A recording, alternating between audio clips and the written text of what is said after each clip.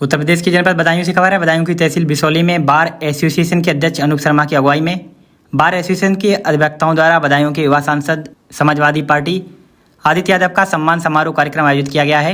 इस आयोजन में अधिवक्ताओं ने बदायूं सांसद सपा आदित्य यादव को पुष्प माला एवं पुष्प बरसाकर भव्य स्वागत किया। इस दौरान अधिवक्ताओं ने आदित्य यादव को कुछ परेशानियों से अवगत कराया है, जहां अधिवक्ताओं ने कहा कि यहां पर अधिवक्ताओं को पानी और टॉयलेट की कोई व्यवस्था नहीं है। यहां पर अधिवक्ताओं और वादी प्रतिवादी जो भी लोग आते हैं उनके वाहनों को खड़े करने की कोई व्यवस्था नहीं है। साथ ही अधिवक्ताओं द्वारा जो अधिवक्ता प्रोटेक्शन बिल जो आज तक पास नहीं हुआ है उस मुद्दे पर भी लोकसभा में आवाज़ उठाने का आग्रह किया गया। साथ ही साथ सपा जिलाध्यक्ष आशीष यादव द्वारा सपा के शासनकाल में किए गए कार्यों के बारे में बताया गया है। यहाँ सपा सांसद आदित्य यादव ने कहा कि सपा एक संघर्षवादी पार्टी है, वह समाज के प्रति हमेशा संघर्ष करती चली आई है और आगे भी संघर्ष करती रहेगी। उन्होंने कहा कि भारतीय जनता पार्टी जनता को जातिवाद में बांट रही है और स्कूल बंद कर रही है। वह नहीं चाहती है कि जनता शिक्षित हो और बच्चे पढ़ें। इस कार्यक्रम में मुख्य अतिथि के तौर पर बदायूं सपा सांसद आदित्य यादव रहे।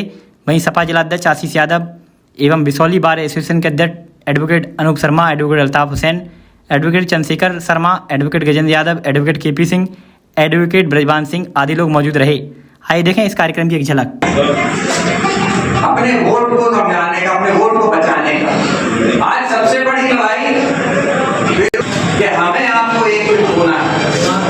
और जहां तक बात की आखिरी बात है तो हमने देखा है जब सरकार ने नेताजी ने ये बात रखी कि बैठने की जगह नहीं होती थी, सब जगहों पे चेंबर बनवा के जितनी ज्यादा व्यवस्था हो सकती थी करने का प्रयास किया। पूरी तरीके से नहीं कर पाए लेकिन एक मुहिम शुरू करी, एक हद तक पहुंचाने का प्रयास किया है। और आने वाले समय में जब आप हम लोग को ताकत दोगे तो इसका और बड़े रूप में हम लोग विस्तार करेंगे और प्रयास करेंगे। एक सांसद के रूप में मैं इतना कह सकता हूं कि मुझे कुछ दिन पहले आप लोगों के यहाँ से एक चिट्ठी मिली थी, 90 लाख रुपए जीएसटी में काट लेंगे निधि का। सोचिए हम भी ये निधि किसकी है? अगर आप सोचिए तो ये निधि भी आप जनता के तो पैसा जो टैक्स पे देते हो वो हमको भूमि के निधि के तौर पे मिलता है। तो एक बार जब टैक्स दे दिया, जब निधि बन के वो हमारे पास आए तो फिर हमको उसमें टैक्स देना पड़ता है। और जो जनता के कार्य के लिए लगा रहे हैं उसको तो आप टैक्स नहीं कर सकते, लेकिन उसमें भी टैक्स लगाया जाता है। तो जो सीमित सोच है उसके अंदर मुझे पानी की समस्या की आई थी, मैंने उसको स्वीकृत कर दिया है। बहुत ही जल्द 15 से 20 दिन के अंदर एक चाव यहाँ पे आप लोगों को ये सूरज तो दिए दिखाने वाली बात है। आने वाले समय में नहीं, मेरे को अध्यक्ष जी ने भी बोला यहाँ पे शौचालय की भी समस्या है, आप लोगों के पास जगह है।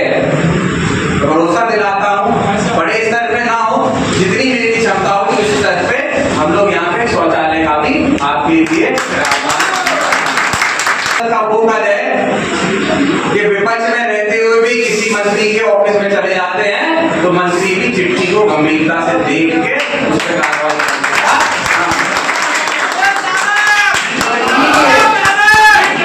कोई भी आप लोग नाम सबका नाम भले रख दिया लेकिन उन योजनाओं से आज कुछ भी नहीं।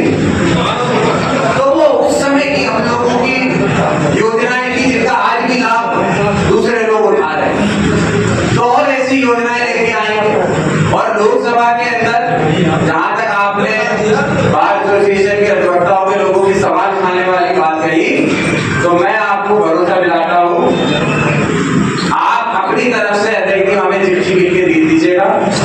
जो भी आपके सवाल पार्लियामेंट के अंदर आपको उठाने हैं आप अपनी चिट्ठी के तौर पे हमको दीजिएगा। हम उस सवाल को पूरी तरह से लोकसभा में उठाने का काम करें। आने वाले समय में अनुरोध आपसे यही है, क्योंकि ये लड़ाई अब इस बात पे नहीं देखी जानी है कि विचार